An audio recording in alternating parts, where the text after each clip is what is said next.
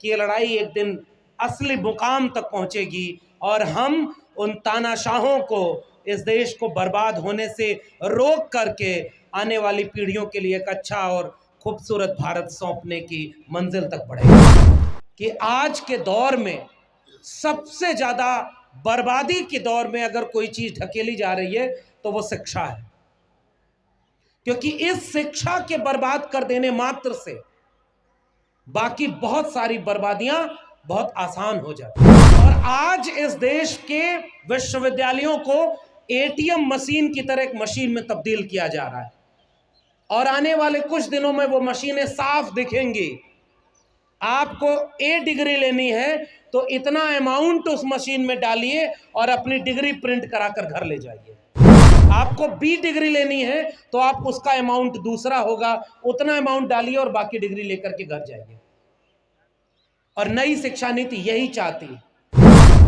कल और आएंगे नगमों की खिलती कलियां चुनने वाले, हमसे बेहतर कहने वाले, तुमसे बेहतर सुनने वाले। आप जहां तक ले जाएंगे हम लोग आपके साथ इस लड़ाई को लड़ने का काम करेंगे। धन्यवाद। जय भीम, जय मंडल।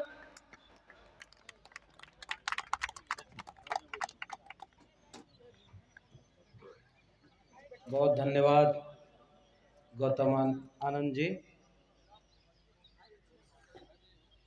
पटना कॉलेज के इस ऐतिहासिक मैदान में,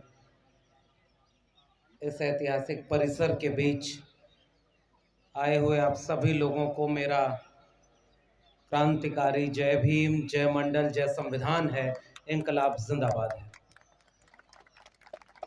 और जिस दौर में सांसद संसद से बाहर हों, खिलाड़ी खेल के मैदान से बाहर हों, प्रोफेसर अपने क्लासरूम से बाहर हो, तानाशाह अपने आपे से बाहर हो, ऐसे वक्त में जनता को सड़क पर आ करके उन्हें सरकार से बाहर करने का काम करना शुरू कर देना चाहिए। मुझसे मेरी कक्षाएं छीन ली गई तो समाज के बीच हम, सबसे बड़ा क्लासरूम तो समाज ही होता है, अपने समाज के बीच जाएंगे, पढ़ेंगे और पढ़ाएंगे। शुरुआत में ही मुझे कबीर याद आते हैं, अपने पुरखे। सुखिया सब संसार है, खावे और सोवे, दुखिया दास कबीर है, जागे और रोए।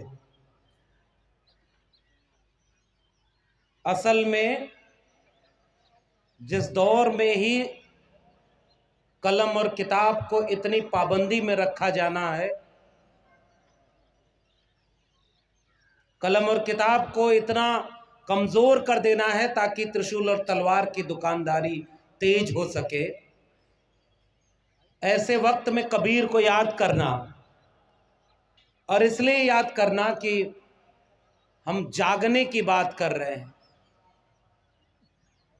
मेरा तेरा मनवा कैसे एक होई रे, मैं कहता कागज की लेखी, तू कहता कागज की लेखी, मैं कहता आँखन की देखी, मैं चाहता सुलझावन हारी, तू देता उलझाई रे, और मैं कहता हूँ जागत रहियो, तू कहता है सोई रे, मेरा तेरा मनवा कैसे एक होई रे।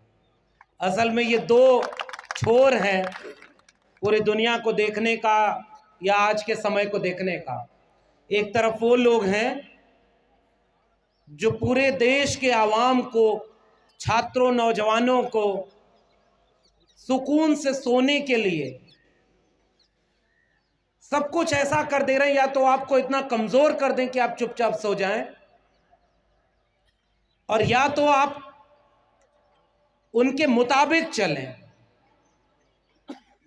और आज मुझे पहली बार ये मौका मिला जब मुझे मेरे विश्वविद्यालय से निकाला गया, मेरी कक्षाओं को मुझसे छीना गया, और उसके बाद पहला ही कार्यक्रम जो बाहर निकलकर लोगों के बीच जाकर जब हमने ये फैसला लिया कि अगर ये कक्षाएं छीनी गई हैं तो अब लोगों के बीच में जाएंगे और ये देखिए कितना बड़ा संयोग कि आज इस ऐतिहासिक कॉलेज परिसर में, पटना विश्वविद्यालय के पटना कॉलेज परिसर में यहाँ वो मौका मिला है। तो यहाँ कुछ संकेत मुझे समझ में आ रहे हैं। एक नई लड़ाई शिक्षा बचाओ संविधान बचाओ की यहाँ से शुरू हो रही है।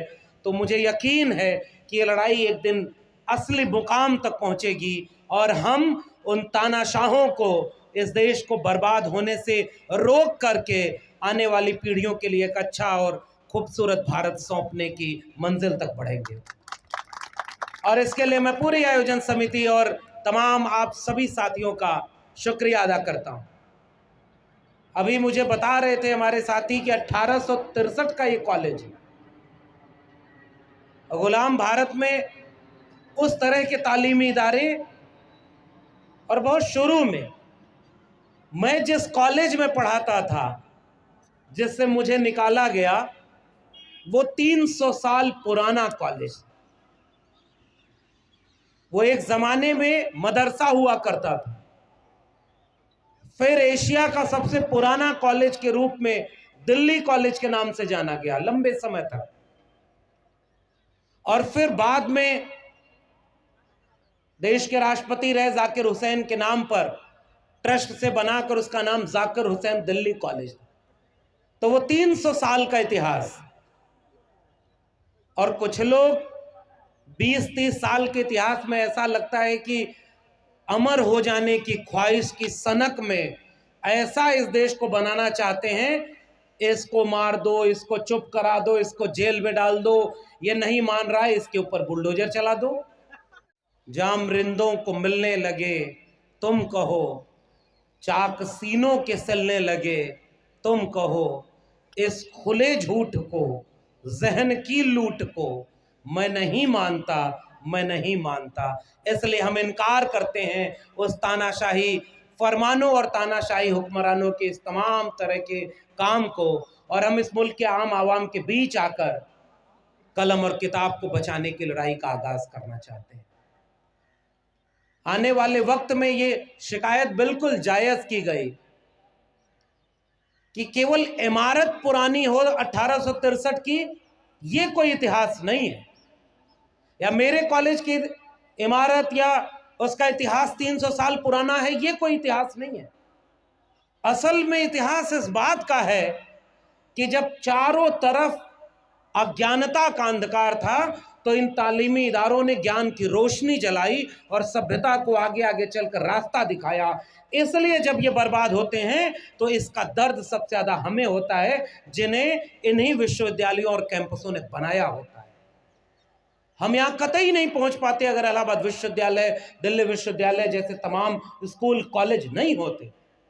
और इसलिए हम चिंता करते हैं और बहुत अफसोस के साथ इस मुल्क को एक बात समझाना चाहते हैं। कल ही हमने दिल्ली में एक प्रेस कॉन्फ्रेंस की और वहाँ इस बात की घोषणा की कि आज के दौर में सबसे ज़्यादा बर्बादी के दौर में अगर कोई चीज़ ढकेली जा रही है तो वो शिक्षा है, क्योंकि इस शिक्षा के बर्बाद कर देने मात्र से बाकी बहुत सारी बर्बादियां बहुत आसान हो जाती हैं।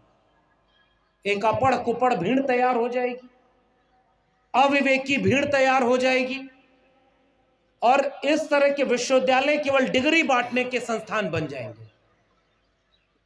और डिग्री चाहे आप ओरिजिनल ले लीजिए चाहे फेक ले लीजिए, क्या ही फर्क पड़ता है।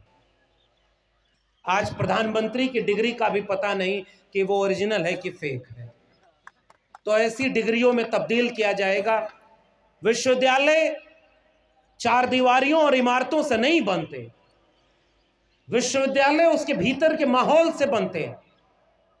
और आज इस देश के विश्वविद्यालयों को एटीएम मशीन की तरह एक मशीन में तब्दील किया जा रहा है, और आने वाले कुछ दिनों में वो मशीनें साफ दिखेंगी।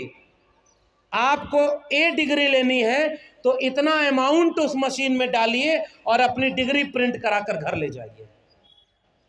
आपको बी डिग्री लेनी है तो आप उसका अमाउंट दूसरा होगा, उतना अमाउंट डालिए और बाकी डिग्री लेकर के घर जाइए। और नई शिक्षा नीति यही चाहती है। हमने इसका विरोध किया। लोकतांत्रिक देश में सरकार व्यक्ति चुनता है, तो सरकार लोगों को रोटी कपड़ा मकान की बात करने के लिए, शिक्षा स्वास्थ्य रोजगार की बात करने की मकसद से चुनी जाती।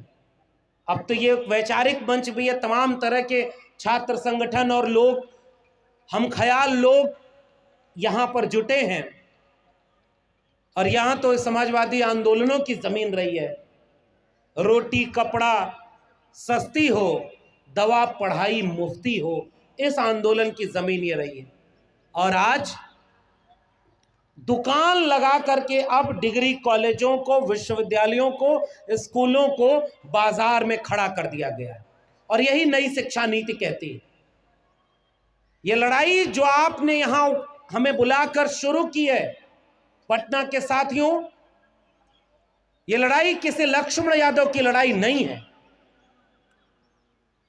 हमारी कोई बिसात नहीं, हम एक सभ्यता के इतिहास में एक पड़ाव मात्र होते हैं।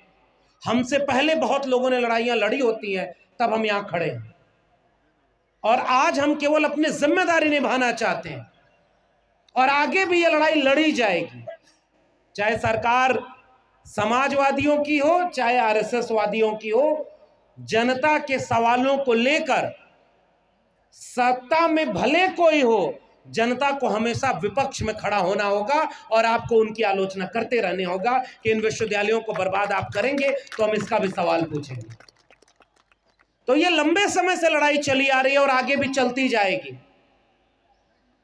कल और आएंगे नगमों की खिलती कलियां चुनने वाले, हमसे बेहतर कहने वाले, तुमसे बेहतर सुनने वाले।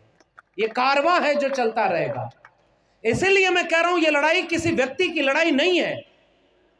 मेरा तो केवल इतना ही योगदान है कि मेरे अपने विश्वविद्यालय से तकरीबन 1000 लोग निकाले गए। कोई 5 साल पढ़ा के निकाला गया, कोई 25 साल पढ़ाने के बाद भी निकाल करके फेंक दिया गया, क्योंकि जिसकी सरकार है उसके विचारधारा के वो गुलाम नहीं बने। हमारी तो बात छोड़ दीजिए, जो उनके मुताबिक नहीं हो पाया उन सारे लोगों को निकाला गया। और ऐसे लोगों की तादाद 700-800 से लेकर 1000 है। कोई नहीं बोला, सब चुपचाप सहते रहे।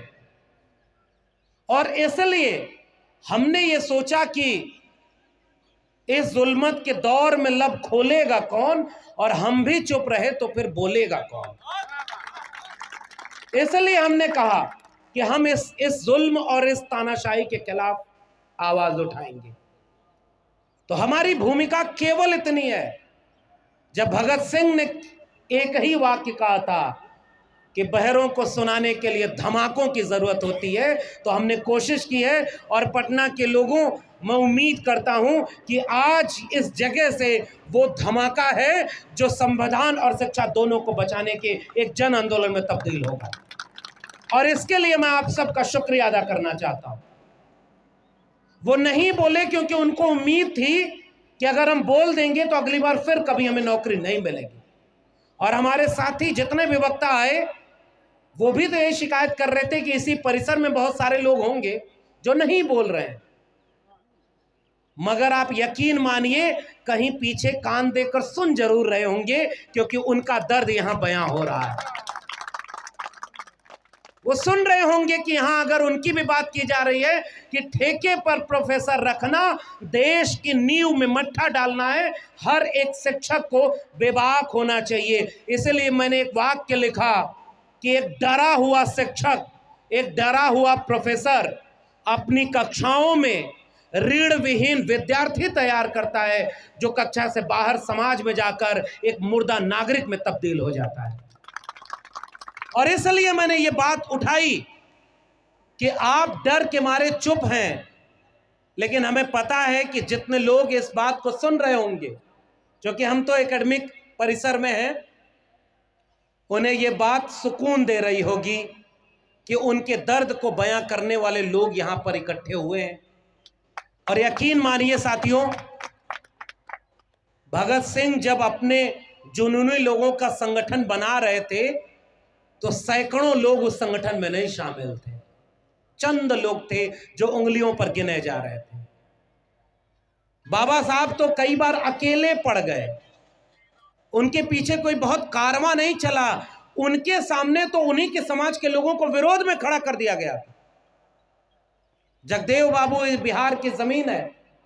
बुद्ध जब सामने निकले तो ऐसा नहीं था कि बुद्ध के खिलाफ कोई नहीं काम कर रहा था।